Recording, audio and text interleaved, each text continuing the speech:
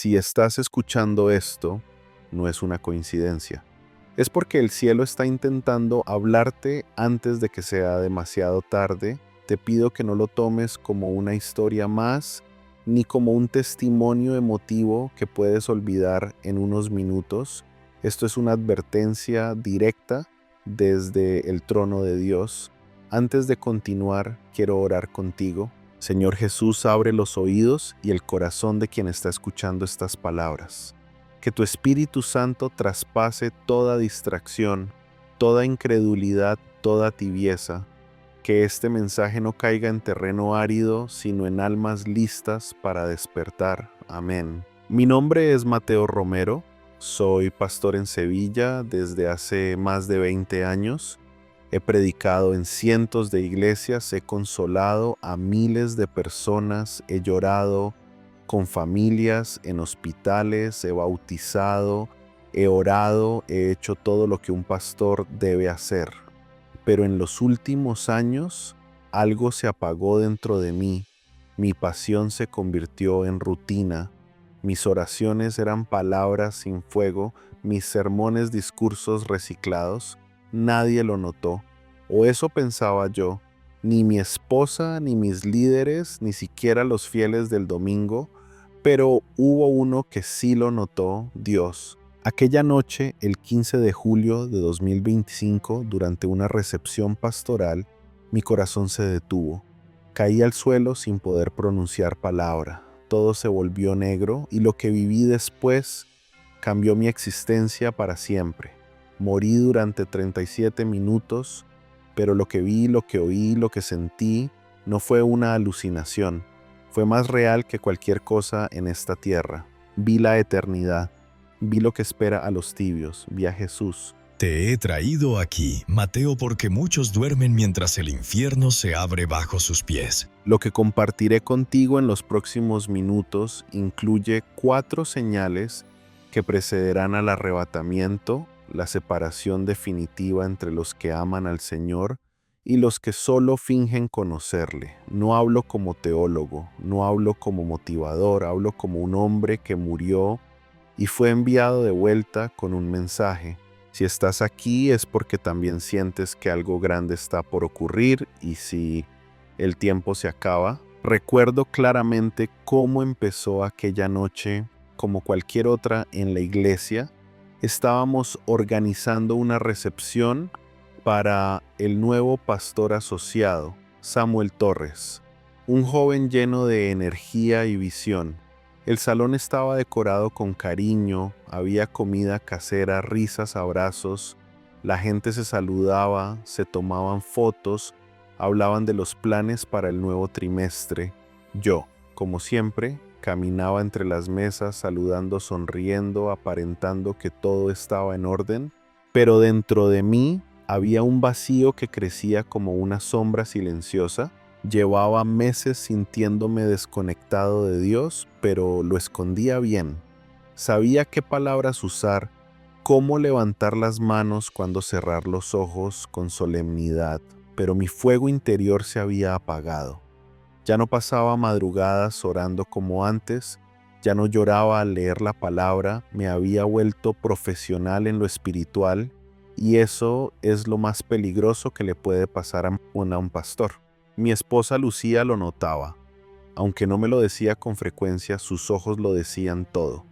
Me observaba cuando en vez de orar, me quedaba pegado al móvil, cuando escribía el sermón del domingo, el sábado por la noche sin buscar realmente la dirección del Espíritu.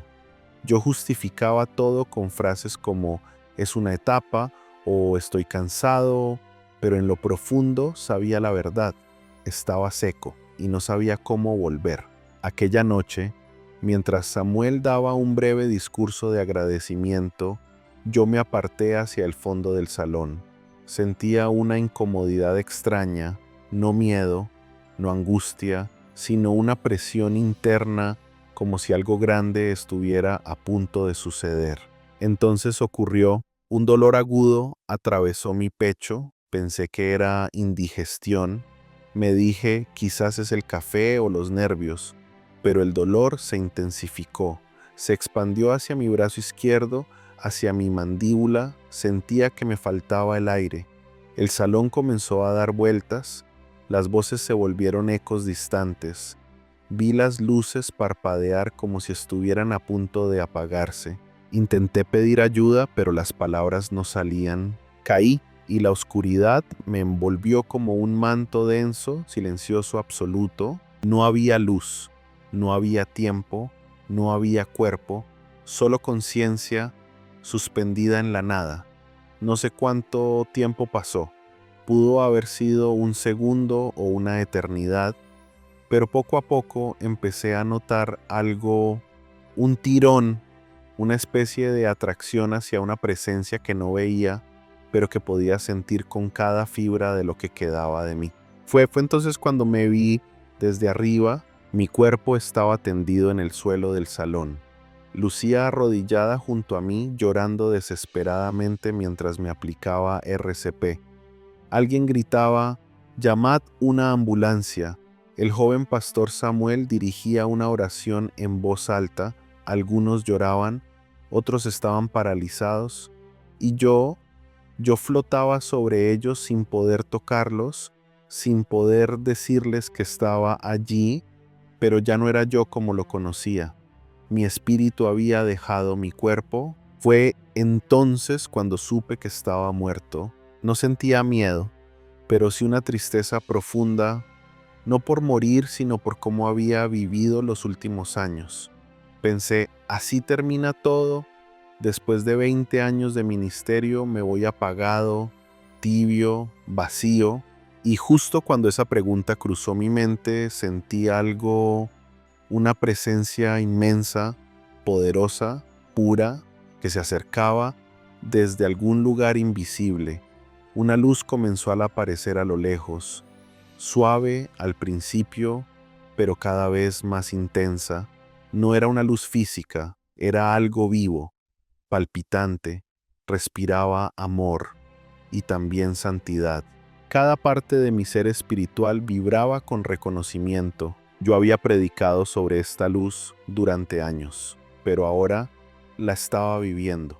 No había palabras, no había doctrina que pudiera prepararme para lo que estaba a punto de ocurrir. Entonces, en medio de aquella luz, lo vi. Jesús no caminaba, no flotaba, simplemente estaba, y su sola presencia llenaba todo. Sus ojos eran fuego, pero también ternura. Su rostro era indescriptible, no porque fuera extraño, sino porque era eterno. Llevaba marcas en sus manos, pero no hablaban de dolor, sino de redención. Su sonrisa era perdón puro, antes incluso de que yo pidiera algo. Caí de rodillas sin pensar. Mi alma entera se quebró delante de él. «Señor», susurré, «te fallé». Lo sé, Mateo. Por eso estás aquí. Hay algo que debes ver y algo que debes decir a mi pueblo. Y así comenzó mi verdadero despertar. Cuando Jesús pronunció esas palabras, todo alrededor cambió. La luz cálida y envolvente que me rodeaba comenzó a desvanecerse lentamente, y nos encontramos en un lugar completamente distinto. Frente a mí se extendía una llanura gris inmensa, sin árboles, sin montañas, sin vida. El cielo era opaco, sin sol, sin nubes, como si la esperanza hubiera sido borrada del horizonte. El aire se sentía denso, como si cada respiración costara el doble. Pero lo que más me impactó no fue el paisaje, fue el sonido, un murmullo profundo, constante, como una mezcla de llantos, suspiros y dientes rechinando. No eran gritos, eran lamentos, dolor sin violencia, pero igualmente desgarrador. Caminamos en silencio. Jesús no necesitaba hablar, su presencia era guía suficiente. A medida que avanzábamos comencé a distinguir figuras humanas, miles, tal vez millones. Caminaban sin rumbo, algunos sollozando, otros en absoluto silencio, parecían buscar algo o a alguien, pero no se miraban entre sí. No había conexión entre ellos, era como si cada uno viviera en su propia burbuja de soledad eterna. ¿Dónde estamos, Señor?, pregunté con un nudo en la garganta. Este es el destino de los tibios. No los rebeldes, no los que nunca me conocieron, sino los que conocieron mi verdad y la abandonaron por comodidad. Sentí que el suelo temblaba ligeramente bajo mis pies, no por un terremoto, sino por la carga espiritual del lugar. Vi rostros y reconocí a algunos, ancianos jóvenes, pastores líderes, gente que alguna vez estuvo llena de fuego, personas que predicaban, que oraban, que profetizaban y que ahora vagaban por esta tierra árida, desconectados del cielo y unos de otros. Uno de ellos me llamó especialmente la atención. Caminaba con la cabeza baja repitiendo frases sin sentido, pero su rostro me era familiar. Me acerqué y entonces lo reconocí. No puede ser. Pastor Ignacio Valverde había sido un referente en nuestra ciudad, fundador de una de las iglesias más grandes del sur de España. Durante décadas predicó con autoridad, escribió libros, apareció en televisión. Su nombre era sinónimo de éxito ministerial. Lo miré esperando que me reconociera, pero su mirada estaba vacía, perdida. Intentó hablar, pero sus palabras eran confusas, como si su alma estuviera atrapada entre la memoria y la desesperanza. Señor, susurré con el corazón roto, ¿cómo puedes estar aquí? Ignacio comenzó bien. Era apasionado, humilde, obediente. Pero con el tiempo, su corazón cambió. Empezó a buscar la aprobación de los hombres más que la mía. Sus palabras se volvieron elocuentes pero vacías de mi espíritu.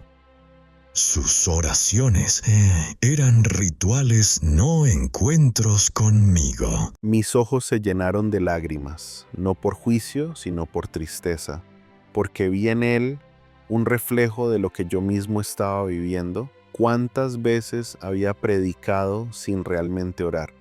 ¿Cuántas veces había buscado aplausos más que arrepentimiento? Estoy mostrándote esto no para que temas, sino para que adviertas. Mi iglesia ha olvidado lo que está en juego. Han convertido el fuego en formato, la intimidad en estrategia, la pasión en protocolo. Jesús se detuvo, me miró directamente, sus ojos no tenían rastro de ira, solo un amor profundo y urgencia. Tu corazón se enfrió, Mateo, pero aún hay tiempo. Te enviaré de vuelta con un mensaje.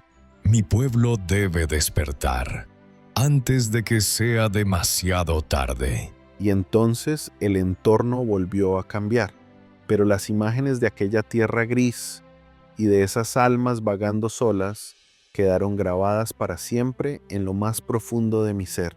Fue allí donde entendí que el mayor peligro no es odiar a Dios, sino acostumbrarse a vivir sin su presencia. El escenario volvió a transformarse, sentí como si fuéramos elevados a otro plano donde no existía ni tierra ni cielo, solo un espacio eterno en el que todo parecía suspendido. De repente una presencia aún más intensa comenzó a envolvernos. Era como si el universo entero se preparara para un acto divino.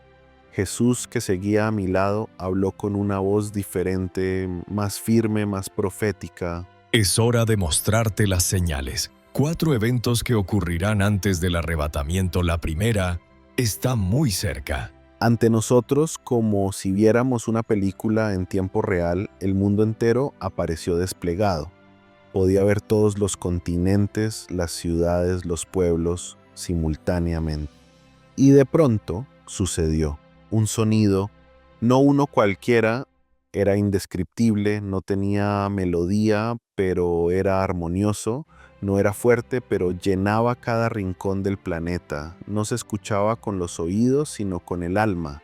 Era una voz, una vibración celestial que cruzaba paredes, océanos, montañas, incluso los corazones más endurecidos. Este es el gran sonido del cielo. Todos lo escucharán.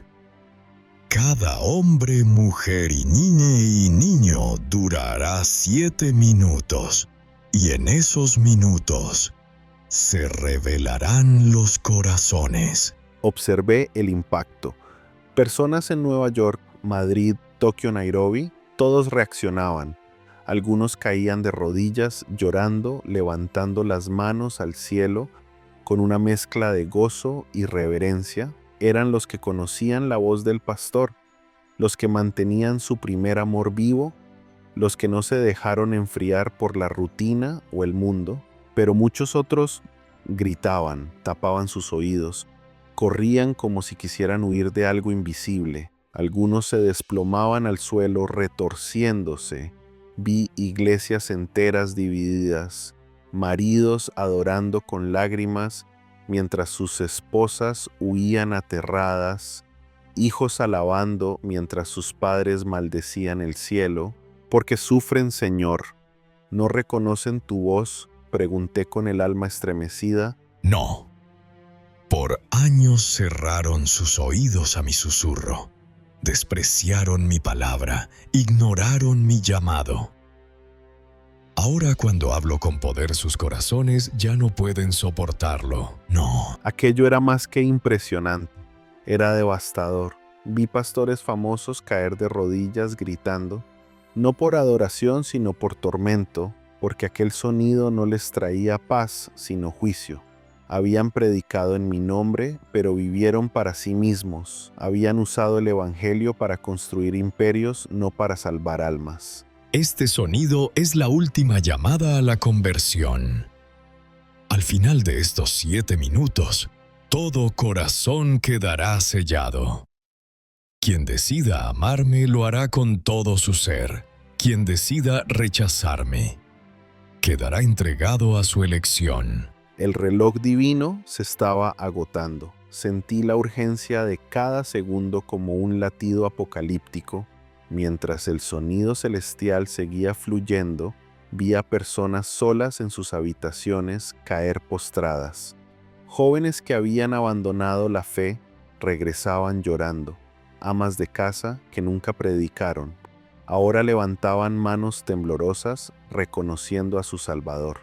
Pero también vi a líderes, cantantes, ministros, taparse los oídos con rabia resistiendo el poder que por años habían fingido proclamar. Y entendí algo que me desgarró por dentro. No todos los que llenan templos aman a Jesús.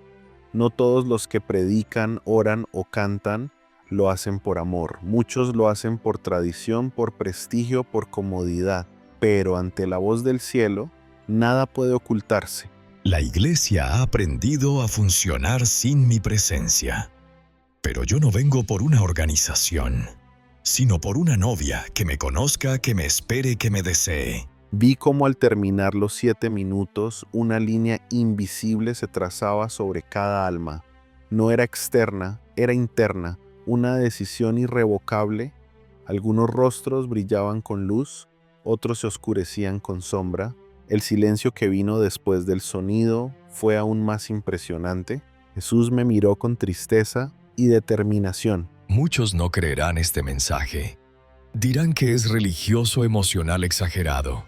Pero aquellos que tengan oídos espirituales sabrán que es verdad y se prepararán. No podía dejar de llorar. Había vivido años hablando de avivamiento de fuego, de fin de los tiempos, y sin embargo, nunca había entendido la magnitud de lo que venía.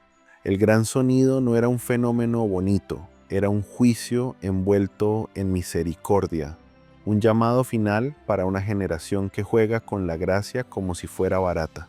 Jesús colocó su mano sobre mi hombro y sentí que aún había esperanza, que aún había tiempo, pero no mucho. Lo que viene exigirá fe auténtica. Ya no hay espacio para la religión tibia. Es todo o nada. Y así, mientras la visión se desvanecía, supe con certeza que esta era apenas la primera señal, que lo más fuerte aún estaba por mostrarse. La atmósfera volvió a cambiar. Lo que había presenciado ya era abrumador, pero Jesús no se detuvo. La visión me llevó a un nuevo escenario. Esta vez el cielo sobre las ciudades comenzó a oscurecerse, pero no era una noche común, no era el paso normal del tiempo, eran las 12 del mediodía, y sin embargo el sol desapareció. No fue una nube, no fue un eclipse, no fue nada que la ciencia pudiera explicar. Las calles se sumieron en tinieblas profundas, los edificios, las plazas, los parques, todo quedó cubierto por una sombra sobrenatural. Podía ver Madrid, Barcelona, París, Buenos Aires, todas bajo un manto de oscuridad total. Y entonces escuché su voz firme como un trueno, clara como el cristal. Esta es la segunda señal. 3 días de oscuridad, no por fenómenos naturales, sino por mi mano. Una advertencia a las naciones que me han olvidado. Vi cómo las personas salían de sus casas confundidas mirando al cielo con temor. Algunos pensaban que era el fin del mundo, otros intentaban grabarlo con sus móviles, pero las pantallas estaban muertas, todo aparato electrónico había dejado de funcionar, farolas, televisores, luces de emergencia, todo apagado. La única fuente de luz que persistía eran las velas encendidas dentro de los hogares de aquellos que tenían fe. En una pequeña casa de campo, vi una familia reunida alrededor de una mesa orando con manos entrelazadas.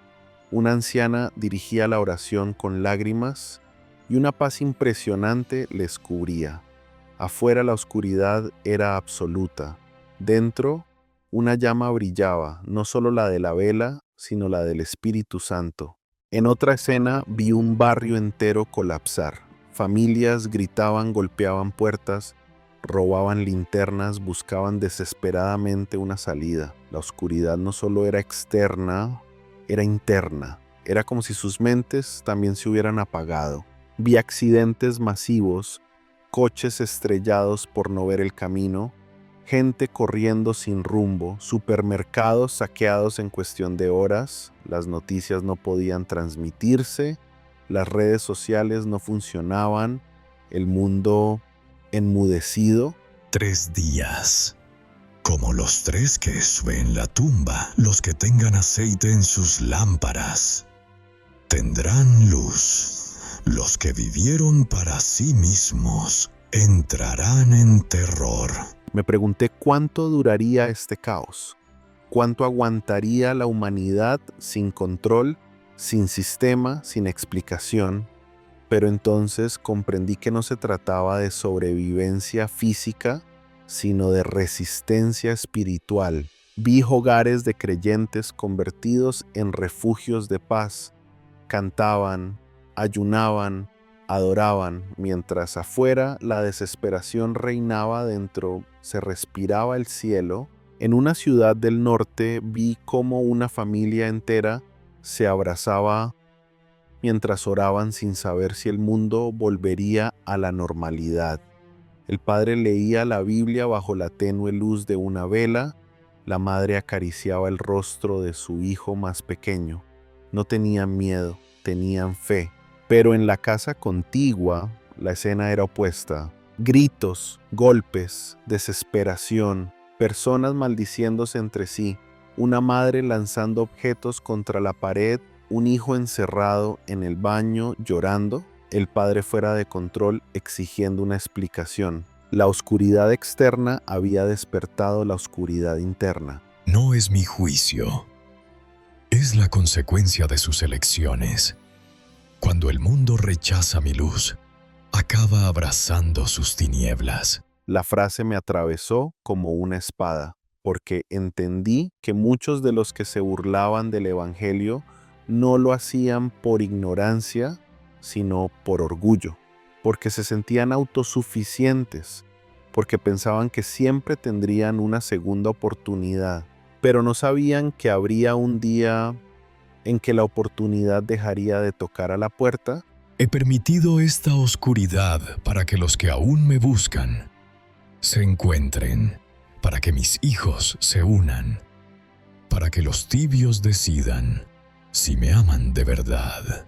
Vi cómo en medio de esta oscuridad algunas personas despertaban, comenzaban a orar, comenzaban a buscar una Biblia olvidada en un estante, comenzaban a llorar no por miedo sino por arrepentimiento.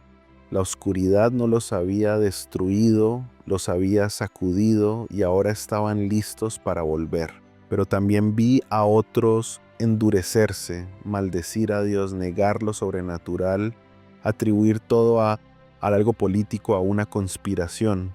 Cerraban sus corazones aún más. El contraste era absoluto. Y yo allí mirando todo, temblando, porque entendí que la luz nunca fue un derecho, fue una gracia. Y cuando la gracia se retira, solo queda la verdad. Y esa verdad brilla aún más fuerte en la oscuridad. Jesús me miró una vez más. Esto es solo el principio. Las tinieblas pasarán, pero no todos saldrán de ellas iguales. Algunos no saldrán jamás. Y entonces supe que lo que vendría después sería aún más doloroso. Tras los 3 días de oscuridad, el mundo emergió diferente, pero no renovado.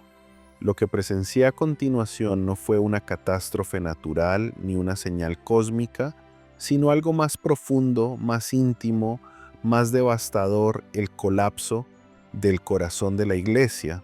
La visión cambió una vez más y me encontré sobrevolando cientos de congregaciones simultáneamente. Era como si Dios me permitiera ver dentro de cada templo, cada personas que había dejado atrás. Pedí perdón donde antes callaba por orgullo. Escribí mensajes que me temblaban los dedos al enviar, pero sabía que debía hacerlo. No fue fácil, pero algo en mí me decía: si de verdad eres luz, empieza iluminando lo que tú mismo apagaste.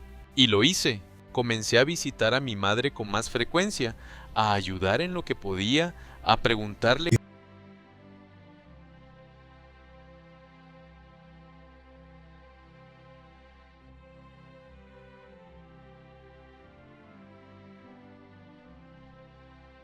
Así que llevé pan, fruta, una manta, una palabra de aliento.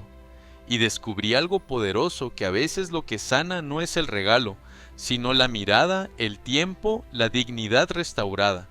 Empecé a caminar por mi barrio como si fuera territorio santo, como si cada paso activara algo invisible. Me detenía a orar en silencio por cada puerta, por cada familia, por cada niño jugando en la calle. No era fanatismo, era revelación. Entendí que yo no era un espectador del reino, era un portador.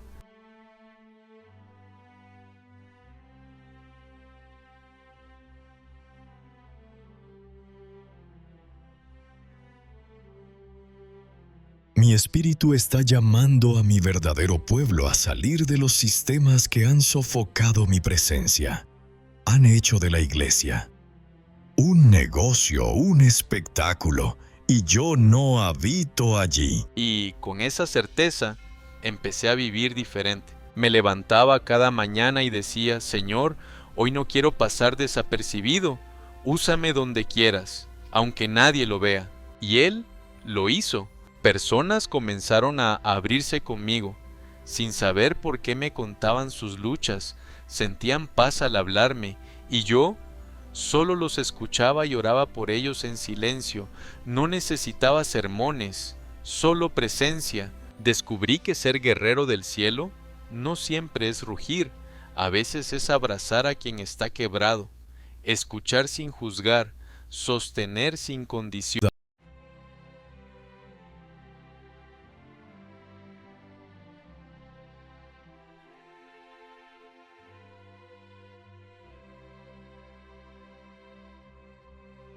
No necesitas armadura de metal, ni un púlpito.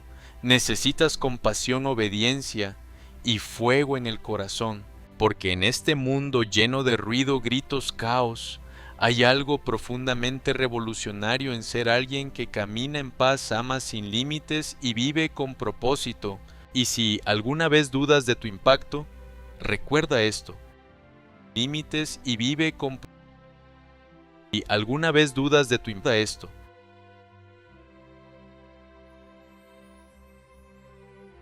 Esto.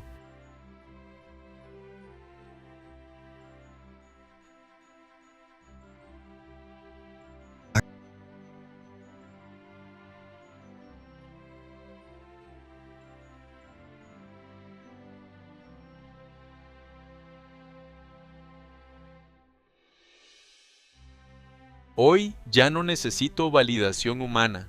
Sé quién soy y sé a quién sirvo.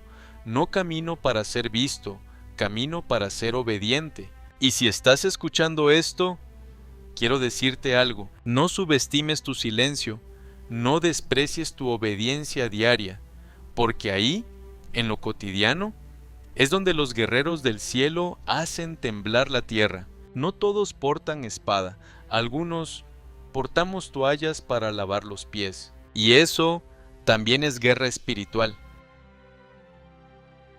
Portamos toallas para lavar los pies. También es guerra espiritual.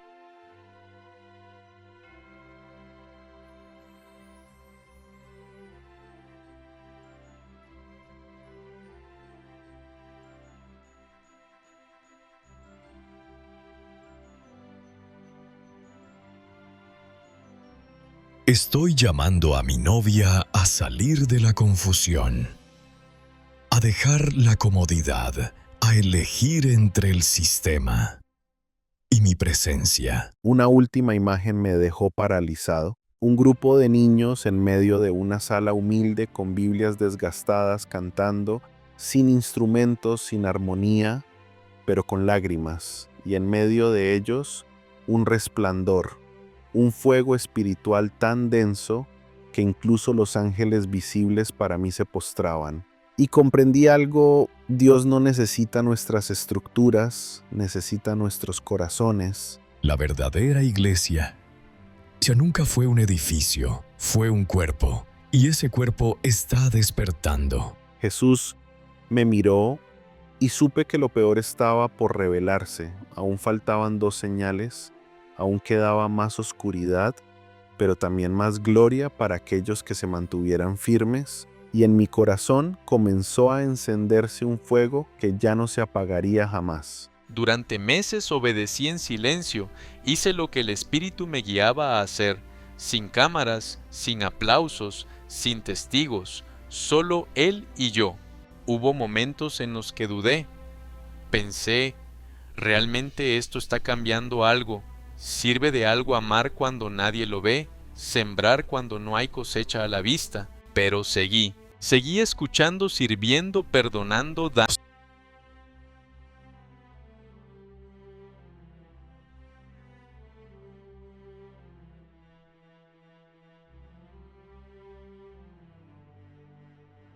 Ese trabajo no solo restauró mi economía, restauró mi dignidad.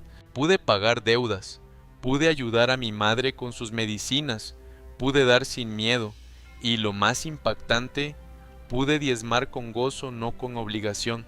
Comencé a recibir mensajes de personas que me decían: tu vida me inspira, no sé qué hiciste, pero se nota que hay algo diferente en ti.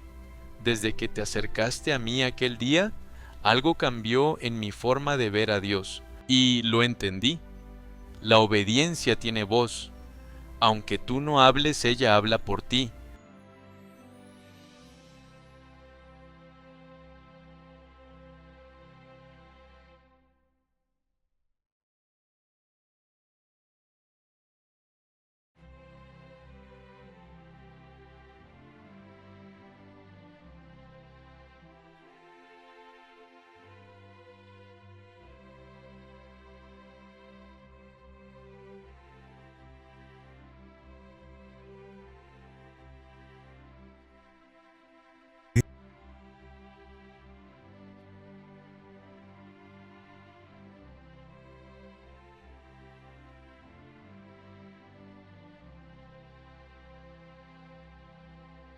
Uno de los momentos más impactantes fue cuando, en medio de una reunión con compañeros, alguien me pidió orar, sin que yo lo sugiriera.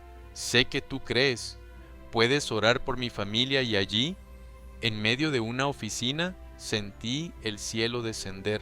Oré sin miedo, sin religiosidad, con corazón abierto, y vi lágrimas, vi sanidad, vi corazón abierto, y vi... Y así día tras día lo sobrenatural comenzó a mezclarse con lo natural, lo eterno con lo terrenal. Una mañana encontré un sobre bajo la puerta de mi casa. No tenía remitente. Dentro había 500 euros y una nota. Dios me dijo que te bendijera. Sigue adelante. Lloré como un niño y Jesús me susurró. Lloré como un niño y lloré como un niño y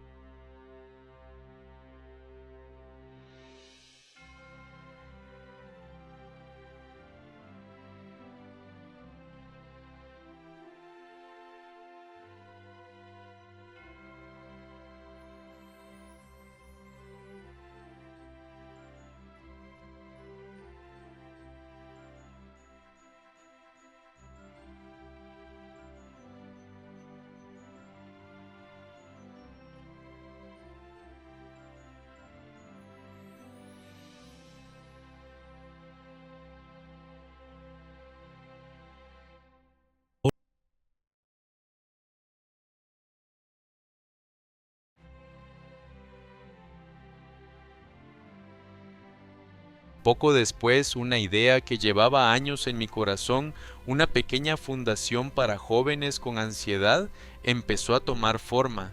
Gente se ofrecía a colaborar, recursos llegaban sin explicación lógica, las puertas que llevaban años cerradas, ahora se abrían solas. Las puertas que llevaban años cerradas, ahora se abrían.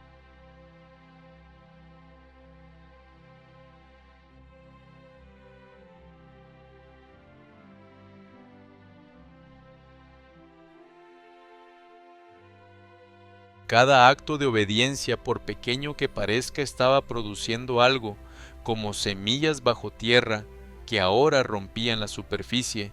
Ya no era solo restauración personal, era impacto generacional. Mi primo menor, al que no veía hacía años, me escribió: "Te veo cambiado. Me haces creer que Dios aún puede levantarme". Esa noche oramos juntos por videollamada. Él lloraba, yo también.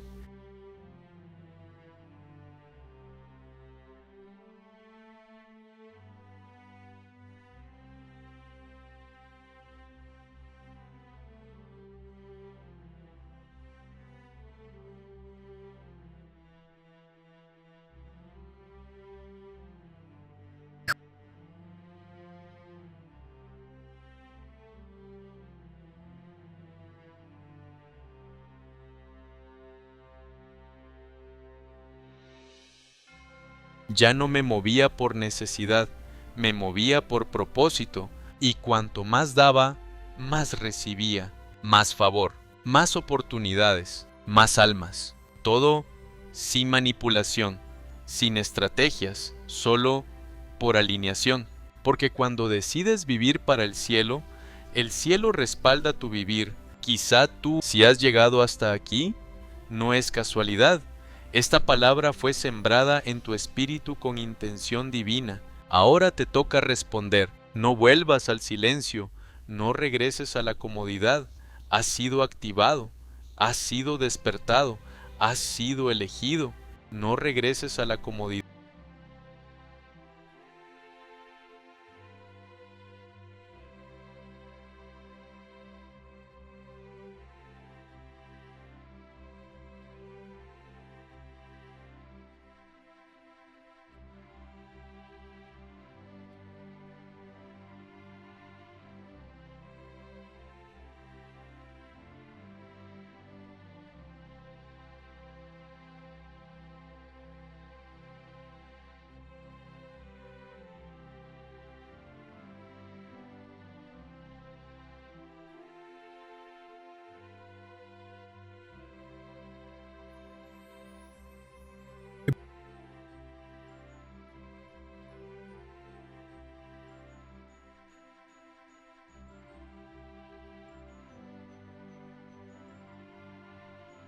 Así que, si esta palabra tocó tu alma, comenta ahora mismo, soy escogido, suscríbete y únete a esta familia de fe que no se rinde.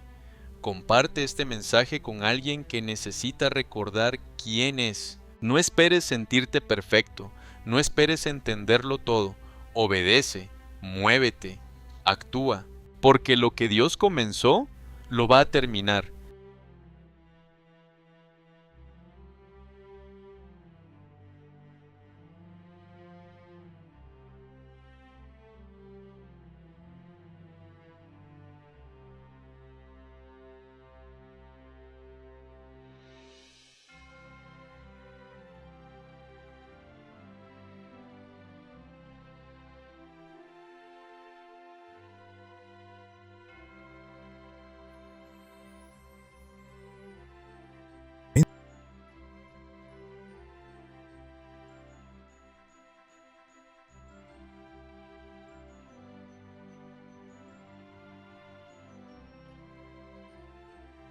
Nos vemos en el próximo mensaje guerrero, pero no te vayas sin sellar este momento.